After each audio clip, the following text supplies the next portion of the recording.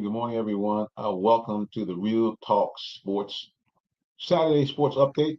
I'm your host, Minister Jonathan Simmons, and we thank you guys for jumping in with us here on this Saturday morning. As you can see, I got my shades on, and that's because things are looking dark for the Atlanta Falcons. We'll talk about that later on in the broadcast. And meanwhile, across the sports threshold, especially in Metro Atlanta, a lot going on. A lot going on this weekend. A lot's already happened this weekend.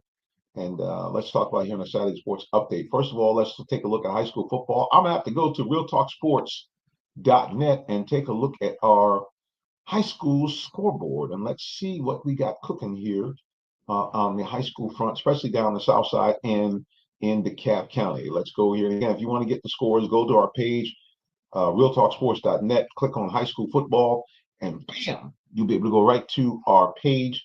You'll see some of the games we've streamed, and you also get some of the scores as well. Let's take a peek here. High school football, another casualty in Clayton County. The North Clayton Eagles advanced to the second round, but they will go no further as they get knocked off. They travel on the road down to LaGrange, and in a high-scoring affair, LaGrange knocks off North Clayton 49-34. So that's it. Another unfortunate, shouldn't say unfortunate, but another Clayton County team goes by the wayside, and I believe that's all of our Clayton County teams are now officially out of the GHSA playoffs. Meanwhile, let's look just right up the road to the east and take a look at what's happening with DeKalb County and see how DeKalb teams fared. Well, it was a mixed bag, and let's take a look how they set up. Southwest DeKalb, a team that we have followed over the years, they unfortunately have their season ended by Kell. Kell's a team that has been a outstanding team here in the city. Excuse me, Lord have mercy. It's Saturday. I have to get it together. Woosah. So the Cal Longhorns are a team that have traditionally fielded very good high school football teams. This year is no different, and they stopped the Southwest DeKalb Panthers. Panthers go down 17-10 on the road, losing to, again, a very tough Kell team. Meanwhile, a team that surprised many people in DeKalb County, Columbia, they found that their season ended abruptly. They had a home game for the second round, but it did not matter as Burke County rolled in there and crushed the Eagles 48-22. Another team that surprised in the GHSA play all year was Lithonia Bulldogs, a team that they said, hey, Minister, you should come out and cover us. Now, fortunately, Lithonia's a little bit far from me. Well, Lithonia said, we don't care if you cover us or not. They went into Centennial and crushed the Centennial Knights, a very good team, 38-7. So now the Bulldogs advance to the third round, or aka the quarterfinals. Miller Grove, a team that, again, has done well over the years in multiple sports, especially basketball. They've won multiple state championships there. They went on the road down to Morgan County, and unfortunately, they season ends right there. 49-28, Morgan County knocks off Miller Grove as they continue to advance. North Oconee knocks off MLK 42-21. And the surprising thing, I guess, about this is MLK, like I said, over the last 4 or 5 years, they've been up and down seasons, sometimes pretty good, sometimes not so good. But this year, they were a very good team and had a road game, but did not matter as North Oconee came in and steamrolled the Lions 42-21. Last but not least, a team that you know I love in DeKalb County, the Stevenson Jaguars. The Jaguars hold on and win in the shootout at home, knocking off Westside 41-35. So now the Jaguars advance to the quarterfinals of GHSA play. Meanwhile, let's go on down to Henry County and take a peek there. Nothing to show there right now. So we're going down to South Fulton. In South Fulton, two of the strongest teams in the state residing. One of them, the Creekside Seminoles, they are on a mission. They already won a game already here in the playoffs, putting up 70 points. Well, Ware County got some of the same. They came into Creekside, and Creekside whitewashed them 48-0. This Creekside team looks like they, like I say again, they are on a mission to win the state title. Speaking of another team on a mission, the Langston Hughes Panthers, they knock off a very tough Lee County team 49-31 at home. So it looks like South Fulton is going to be representing the South Side in a big way here as we continue to advance in the GHSA playoffs. Again, if you want to get some of these scores on your own, go to our website, realtalksports.net, click on the high school page, and you will find our high school scoreboard for the main counties that we cover, which are Clayton County, Henry County, DeKalb County, and South Fulton. because our goal really is to try to focus on covering teams right on the borderline of I-20 and south of I-20, and to some degree a little bit east of I-20, because what we have found is that many of these teams traditionally don't get the coverage that some of the other teams north of I-20 get.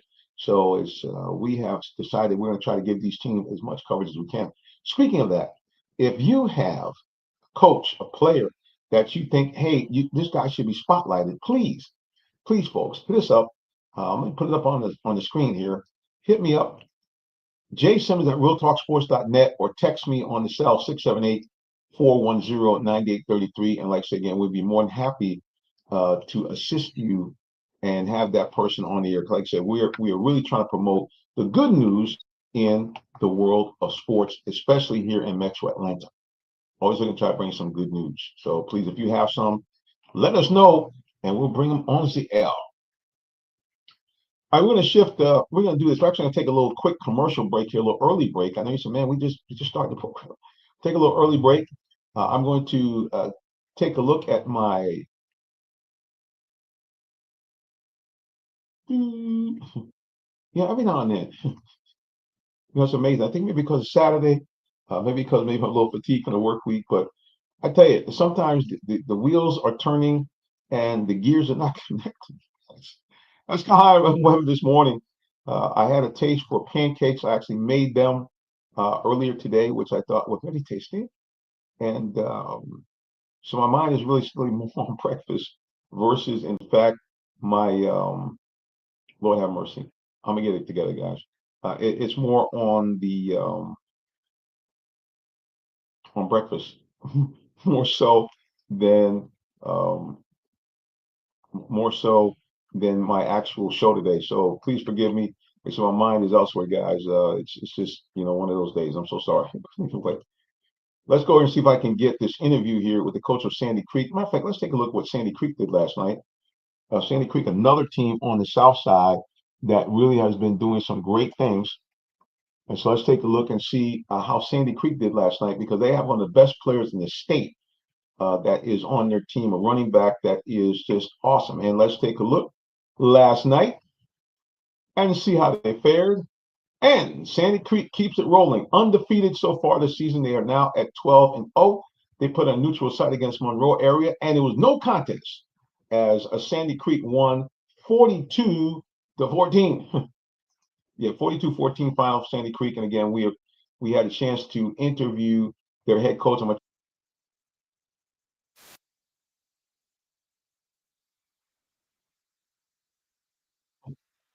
I'm not sure what the problem is, but we are definitely having a little bit of a problem here with as far as being able to hear. I'm not sure what's going on with my internet, my website here, but we are having some problems with our stream. But my mic is working okay. I can't hear any of the audio that's coming through from some of the other places. Let me see if I can go ahead and let you guys take a look at this interview that I had with the head coach of Sandy Creek, and see if we can get that done for you, and then we'll take a quick break, and then we'll talk about college football, college football rankings. Georgia Tech today taking on Pittsburgh. Also, lots of stuff going on all around college football. And then, of course, we'll talk about the Falcons. Yeah, I'm not sure about those Falcons. All right, let's see if we can get this set up here for you. I'm going to try, guys. Let's get a peek here. Let's see if we can get it done, guys. Let's see if we can make it happen. Okay, here we go. See if you guys can hear the coach here. And that is the coach for Sandy Creek. And we're going to try to see if we can get him, again, fully on CL, so we can make it do what it do. Here we go. I've been talking a lot about the south side. This gentleman here's the head coach down at Sandy Creek. He's going to introduce himself to you right now. Coach Darius Smiler, head coach of Sandy Creek High School. Coach, really, what's been the key for you guys? A huge season this year. What's been the big factor behind Sandy Creek's success? I think our seniors kind of underachieved the last 2 years that we've had those guys, and they played a lot of ball since their sophomore year. And like I said, the underachievement of the last 2 seasons have kind of brought this group together. a lot closer than the last 2 seasons. And I think they're playing for each other. They're playing hard. They're doing what we're asking them to do on the field and in the building. And I think that's kind of led to our success this year. Now, I like how you hit that, not only on the field, but in the building. What are some of the things that you've been trying to inspire you guys to do off the field as well as on the field? Just, carry themselves in a manner inside the building that, doesn't cause any issues. Going in the classroom, sitting up front, making sure you're doing your work, not having your hood on in the building, little things like that. We felt like those things are creating big things for our football team. And our coaching staff has done a good job of holding our kids accountable. They know if they're walking in the halls, our coaches see them, and they got their hoods on, they're going to see us after practice. And I think that's kind of been a big key to our success because they are being held accountable. They're holding their teammates accountable for the things that they're doing in the building, and I think it's showing up on Friday nights when you step out on the field.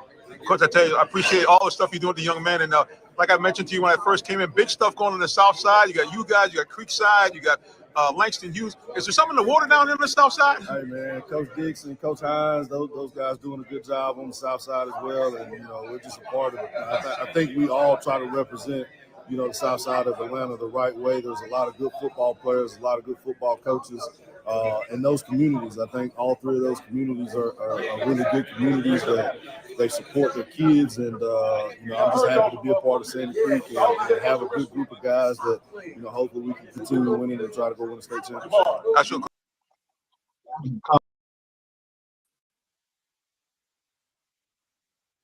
Get back on the screen here. Here we go.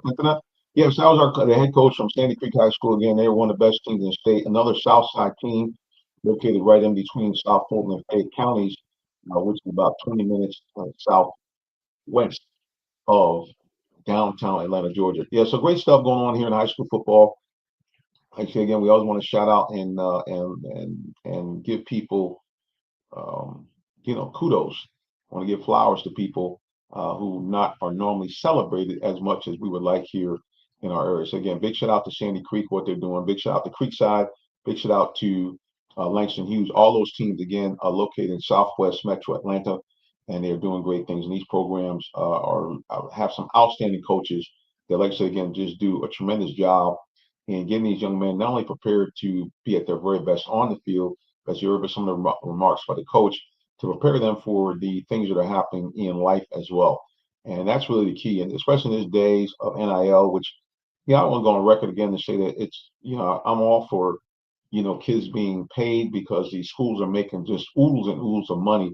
But also, you have to keep in mind when these young men go forward, it's a situation where we really need to have them learn life lessons, which will carry them hopefully throughout their lives as they move into adulthood and transition to roles outside of just being a athlete.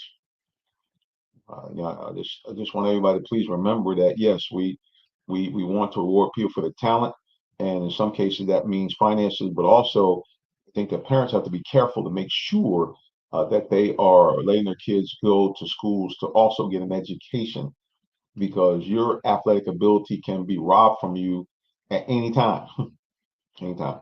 But your education, that's something that no one can take away from you. And it's something that can help you grow and to achieve no matter where you are. I'm gonna let you listen to one last clip here from Sandy Creek. Like I said, we got a chance to interview a young man who was Offensive Player of the Week. This guy's averaging around 200 yards per carry. That's right, 200 yards per game, I should say, in rushing. And we're gonna let you hear from him, and then we'll take a break in just a moment. Let's get it all queued up here. Here we go. And here we go.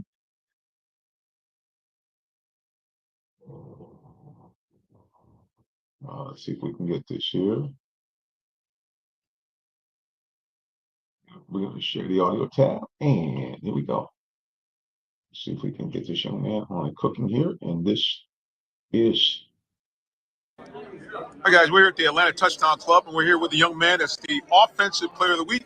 He's going to introduce himself to you right now. Go ahead. My name is Amari Latimer. I play running back at Sandy Creek High School, senior. Because I heard some amazing stats, averaging almost 200 yards a game. What's really been the key for your success as you've done some big things in your high school? I definitely say the coaches that's been around and the offensive line just coming to work every day and just striving for excellence every day. So yes, sir. And I heard that you picked Wisconsin as your school. What kind of led you to want to be a Badger? Just the culture around the place, and just how the coaches treat the kids. It's a nice place to be at. It's an amazing campus, and yeah.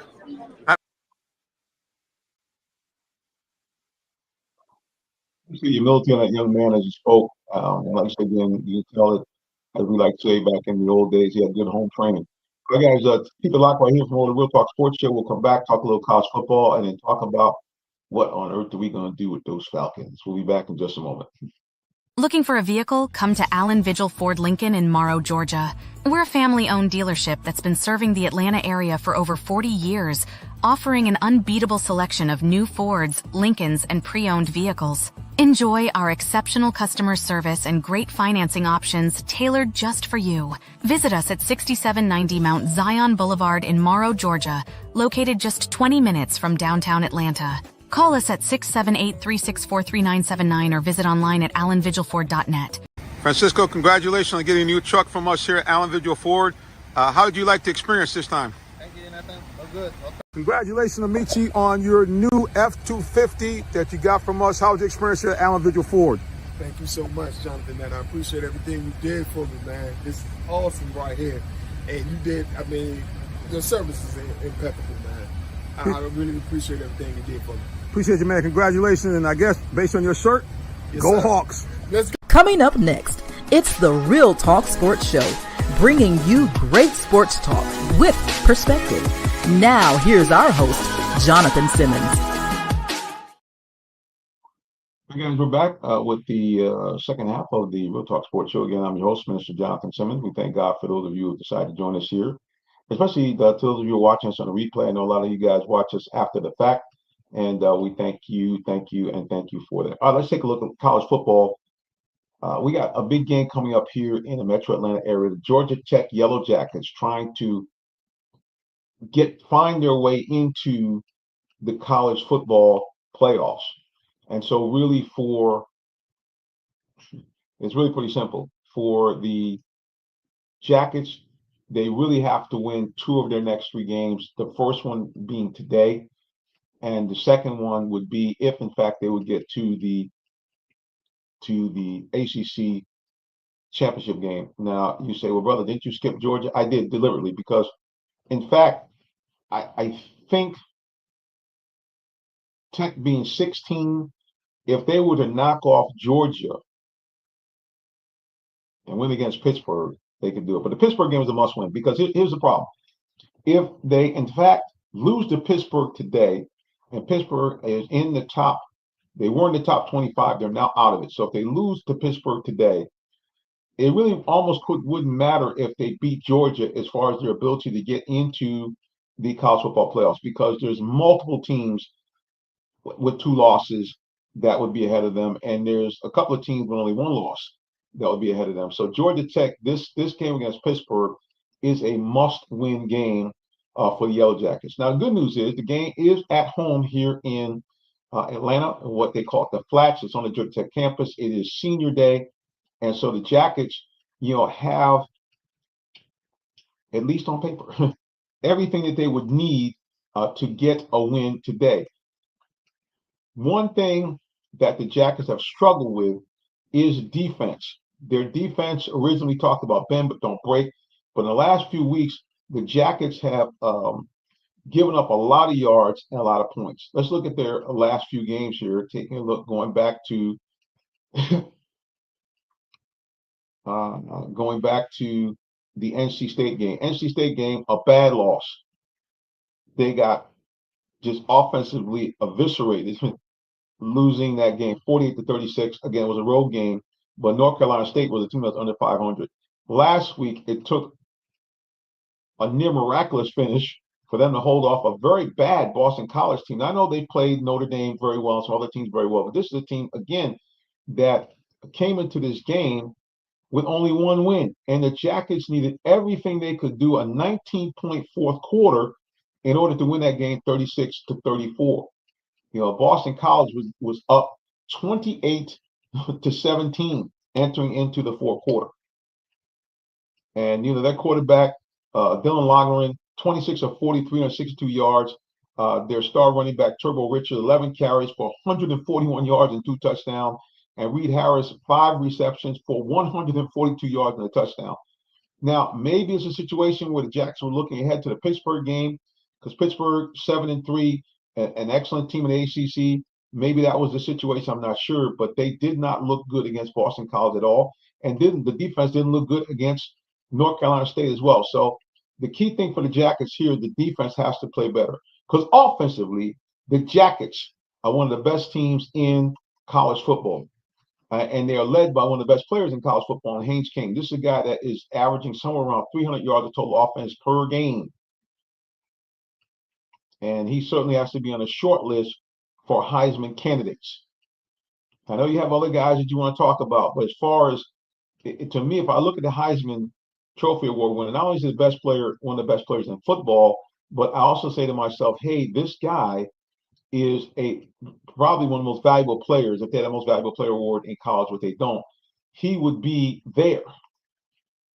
Because if you took away Haynes King from the Georgia Tech Yellow Jackets, there's no way, I'm going to say it again, no way to be 9-1. Not happening. So that's the story, Morning Glory. It's going to take really, will he be there in that on that particular day when they pick out the Heisman Award winner? I don't know, but he certainly would deserve to be there. Let's take a look at the college football rankings here. Let's go to the actual playoffs. Let's take a look and see if we can get some rankings here. And here we go. Look at college football playoffs, and let's take a look at the rankings here, how teams are situated right now as we speak. And of course, I can't find it. Here we are. If for some reason we can't seem to get the college football rankings, there we go. Top 25. It reads as follows. The Ohio State Buckeyes, number 1. Indiana, number 2. Texas A&M, number 3. Georgia, number 4. Texas Tech, number 5. Ole Miss, number 6. Oregon, number 7. Oklahoma, 8. Notre Dame, a lot of people think shockingly 9. Alabama, 10. BYU, 11. And Utah, 12.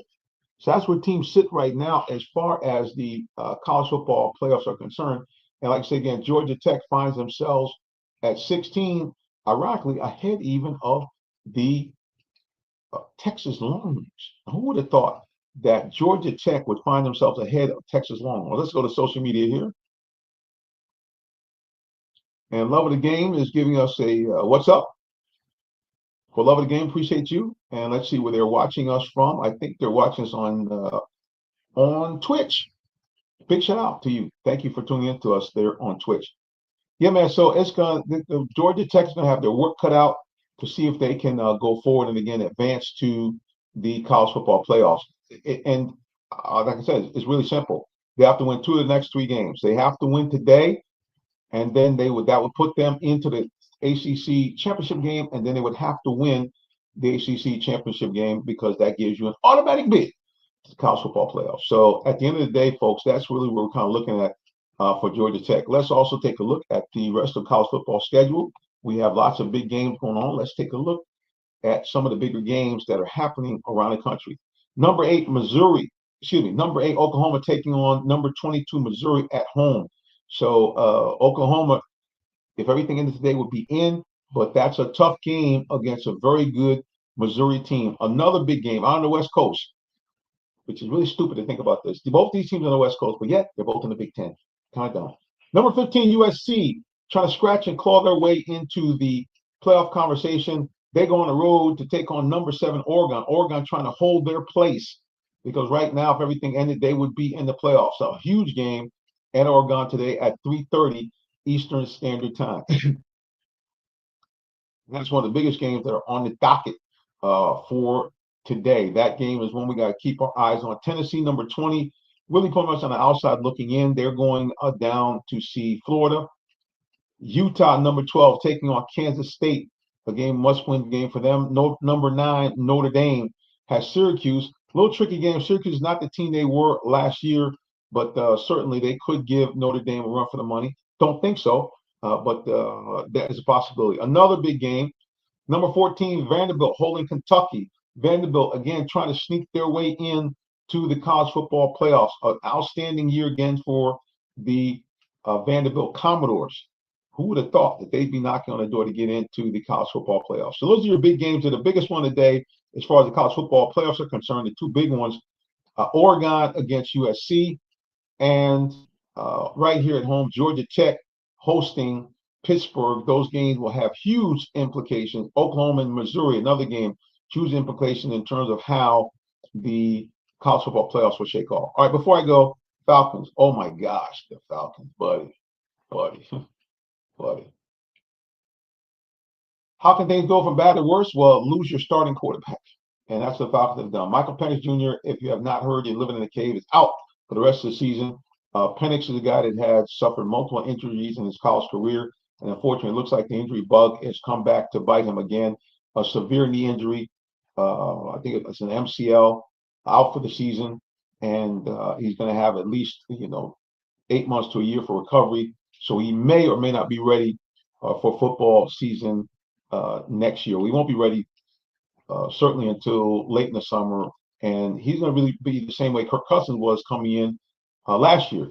A guy that has coming off a severe injury. Mobility is going to be very, very limited. And it's going to take a while in terms of knocking the rust off after being out for years. So shockingly, Kirk Cousins, the guy that everybody said, get rid of him, is now going to be the starting quarterback for the Atlanta Falcons. And I would say for the foreseeable future, because even though Kirk is being paid a lot of money, it's guaranteed money, number one. Number two, if you say we're going to get rid of Kirk Cousins after this year, now you're starting from scratch with a brand new quarterback. So it looks like Kirk Cousins for the foreseeable future, probably the next 2 years, is going to be the Falcons starting quarterback.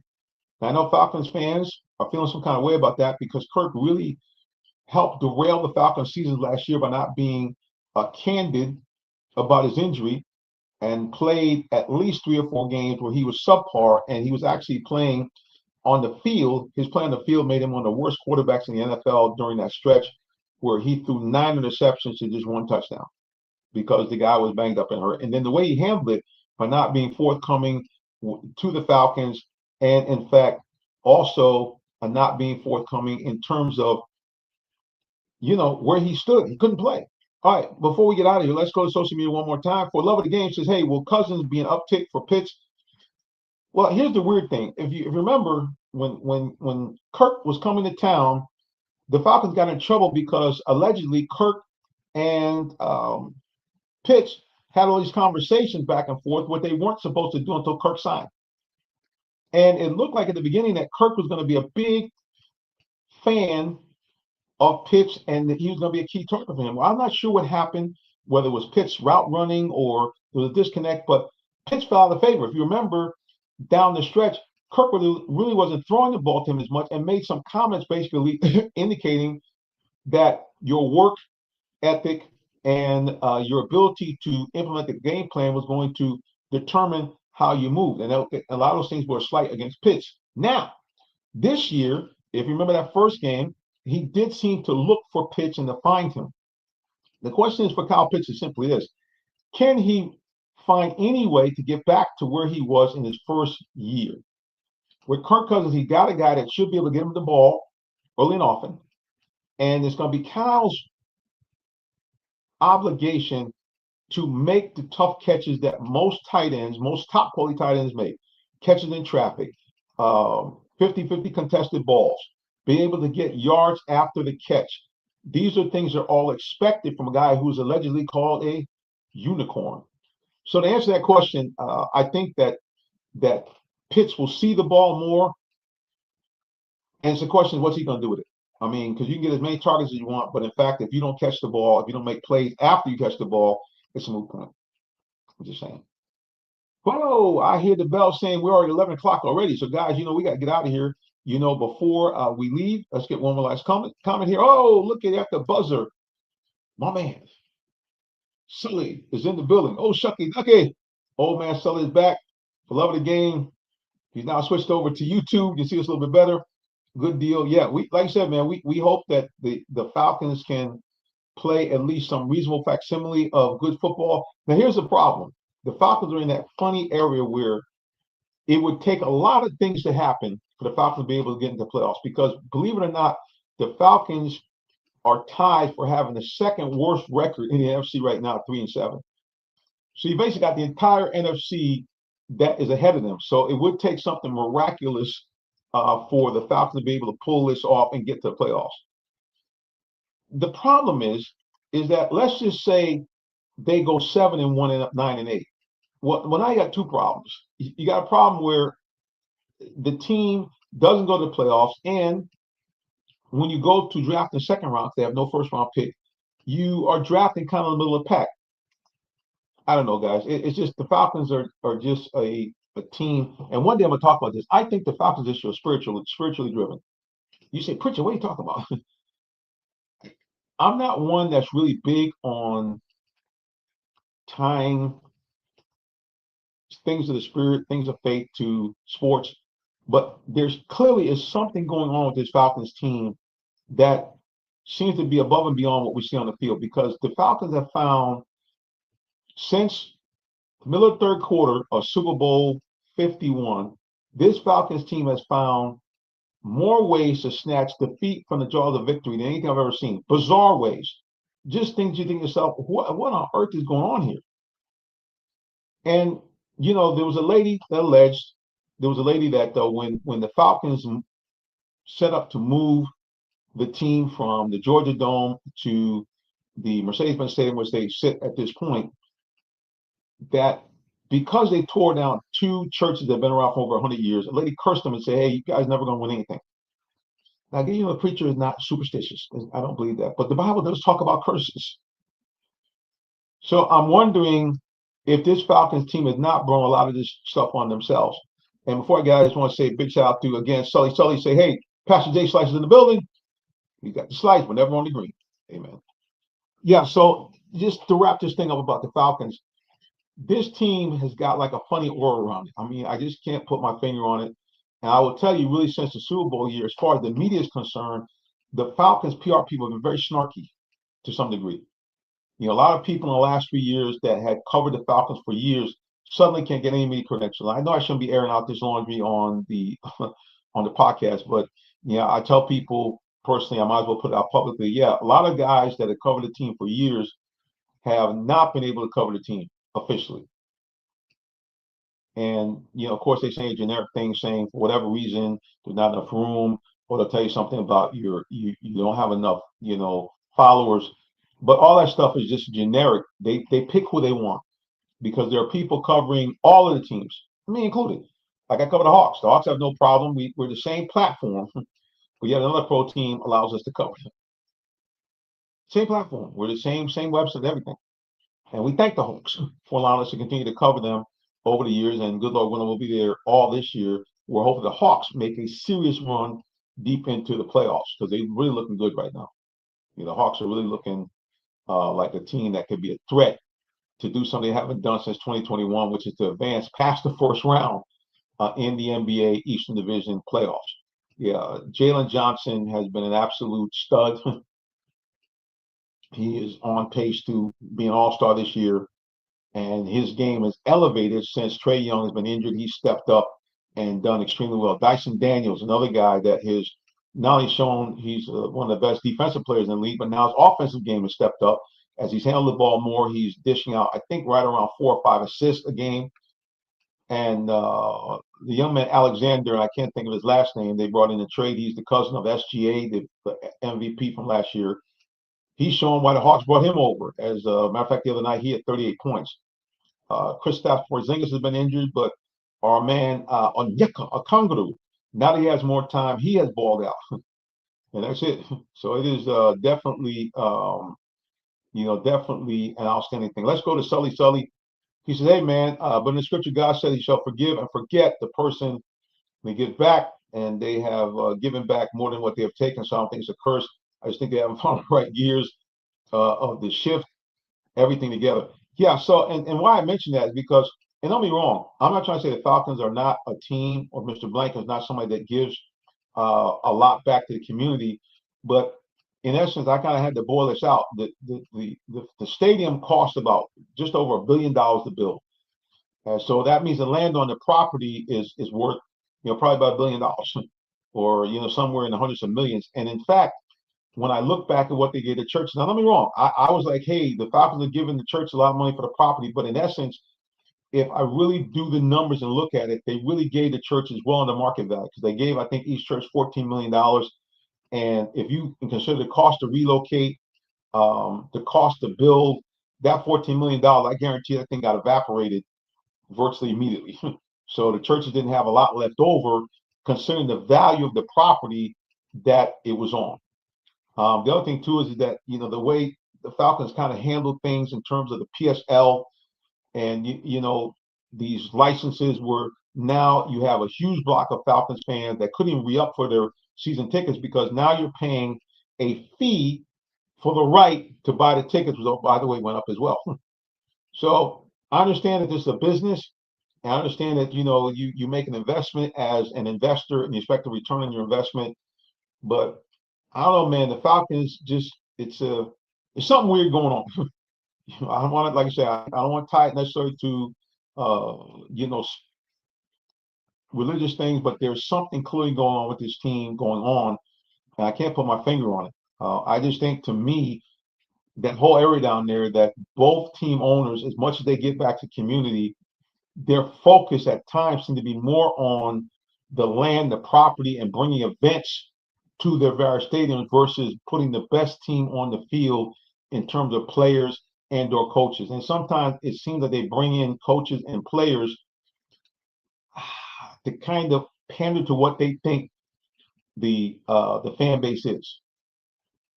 And if you talk to most fans, they don't care if the player's black or white. They don't care if the guy is the most friendly and articulate person on the field or off the field in interviews. What I think all fans here in Atlanta want is a win. They want championships. And don't be wrong, I preach. I don't want bad people working or playing for you. But the Falcons have to find, the Falcons and to some degree the Hawks, maybe more the Falcons more than anything, have to find a way to get players in here that are able to perform at the highest level when it counts, and to get coaches that can make decisions under pressure, again, when it counts. Because that's more so than anything else, I think that's the biggest problem I see with the Falcons, is that when they have opportunities to close out games, to win games, to make winning plays, they don't seem to have the right coaching or the combination of the right coaching and players to do that at the time. Because look, last week was typical. Falcons come out of the chute and they are red hot. They won up 21-7 lead. They seem like they're about to put the game away. The defense then gives up a quick drive for the Panthers to get points. Now they cut to 21-10. Panthers come right out of the box, march right down and score, make it 21-16. And then that's when kind of, I don't say the wheels came off, but things kind of get, like they do with Falcons, they get bogged down. The offense that was rolling in the first half suddenly now has no clue. Second half of that game. If you think about it, they lost 30-27 in overtime. So that meant that from the 21-7 lead, Panthers did a complete 180. And they outscored the Falcons for the rest of the game 23-6. What happened? This is a typical thing. The Falcons either get in front, can't hold the lead, or they get way behind, and they get close enough to win, but right at the end, they can't get it together. So I don't know, man. It's just a very frustrating thing watching this Falcons team. People are talking about, Arthur Blank doesn't understand, doesn't know. No, man, it's real simple. Arthur Blank, when the Falcons went to Super Bowl, and even though they didn't win, when they went to Super Bowl, he got what he needed.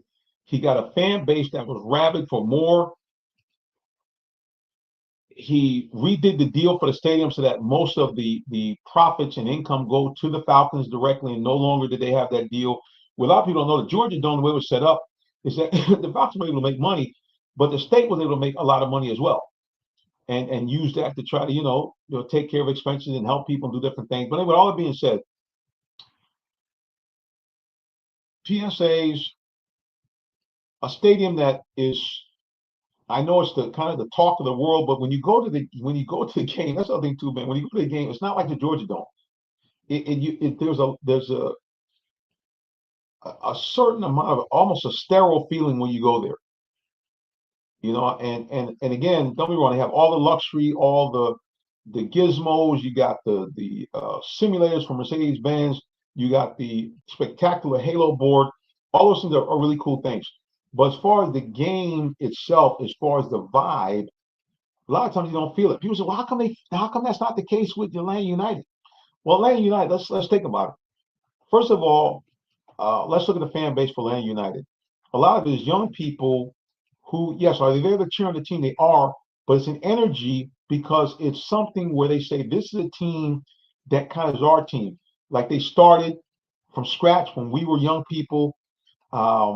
They won immediately, and they won in a way that was more appealing to the American soccer fan, which they were very high scoring with Almiron and some of the other guys. That team was just a lot of fun to watch. And then the in-game experience was a lot of fun. The fans were fully engaged with the taking on the language even of European soccer. The banners going across the stadium, everything lent itself to more of a what's the word I'm looking for? I'll say holistic. That's not a word. A more human experience. And last but not least, the tickets were a lot cheaper, so it became more of a family thing where people were bringing their kids. It was a great kind of date game to go to because it was affordable. Whereas the Falcons game now, man, think about this: if you have to take a family of 4 to a Falcons game and you didn't get your tickets like way early, like last week, for example, if you went on Ticketmaster to buy tickets for the game, nosebleed tickets, cheapest ones you could find was about $45. They eventually went down to maybe about $30. But before that, if you went and just went on before, you're looking at $50 or $60 a ticket to be in the nosebleeds. So now, if you're a family of 4, husband, wife, 2 kids, it's going to cost you a minimum of $250 to go to the game, to the nosebleeds. You said, look, we want to sit a little bit closer. Your ticket's going to be around $100 a person. Now you're talking $400 just for ticketing to get in the game. If you say, I don't want to park out in the weeds, even if you say I'm going to park ahead of time, a short walking distance, you're going to pay a minimum of $30 for parking. So now you're talking, you're at $430 just to get in the park. Now you're going to get some food. Now, is the food less expensive? It is. But let's just say you spend even $10, $12 a person. That's $50. So you're talking $500 to take your family to a single Falcons game. Yeah, it's just a lot of your normal fans that went to the game, they can't go. And like I said, these are I'm talking about tickets where you're up in the stratosphere. I'm not talking about tickets where you, like I say, can really see. Even $100 tickets are tough. And for the love of games, there's so much money. That's right. And when that happens, a lot of your hardcore fans are the fans that are not the wealthy fans. These are the people that kind of hang out with you. Oftentimes, those are the middle-class guy, blue-collar guys. Those are the guys that are your real fans that stick with you whether you're 2-10 or 10-2. And those are the fans that give you a home court or home field advantage. And the Falcons just don't have that in Mercedes-Benz Stadium. They don't. And that's why you go to the game and the seats look half empty. The other problem the Falcons have is they don't win. And they keep finding these ways to blow leads and to blow games. So now the fan base goes and don't even know what to expect. It's just like, anyway, this is a rant. I'm sorry, guys. I'm going to hop off the air. We'll wrap it up. We went 14 minutes overtime. Appreciate, love of the game. Appreciate Sully for joining us. And we just want to say, guys, we love to have your interaction. If you want to join us here, follow us on social media. Please follow us. And if you're on YouTube, not only do you like the video, but subscribe. I need more subscribers. But again, we appreciate you. Like I said, I know our podcast at times is not the smoothest, not the best. I'm just like you. I'm just a regular guy. I'm a working guy. I'm not a broadcaster by trade. Even though I've done it for a long time, I've done it for primarily as just a regular guy. But the Lord has blessed me to be able to interact with some of the great sports stars and not only from Atlanta, but from all around sports. And one of these days, I'm going to go ahead and give you guys a kind of an archive replay of some of the great interviews that we've done, because we've really been blessed to interview a lot of outstanding players and coaches and people over the years. All right, guys, gotta go. Remember, before I leave this broadcast, I always want to encourage you, if you don't know the Lord Jesus Christ as your personal Savior, that's something you really have to do. Because I know most of you watching this, when you leave this earth, you want to go to heaven. You don't want to go to heaven. And it's really pretty straightforward. God's laid a real nice game plan. He said, okay, if you repent of your sin and believe in my son, Jesus Christ, Yeshua HaMashiach, that's his government name, that he died for your sin but rose from the dead, two great things happen to you. Number one, you become a citizen of the kingdom of heaven. How cool is that? And number two, you become an adoptive child of God with all the rights therein. What that means now is that you can go to God like a heavenly parent, ask him for anything that you need or desire, and according to his will, he'll give it to you. And when you die, you go to heaven. I mean, no pandemic, no more pain, no more crying, no more dying. You never get old. And it's beautiful beyond belief. And you avoid that nasty place called hell. Well, man, it is terrible. Everybody talking about hell on earth. No. Hell, the real hell is fiery. It's dreary. It's horrific. And most of all, you're cut off from God and all the people love forever and a day.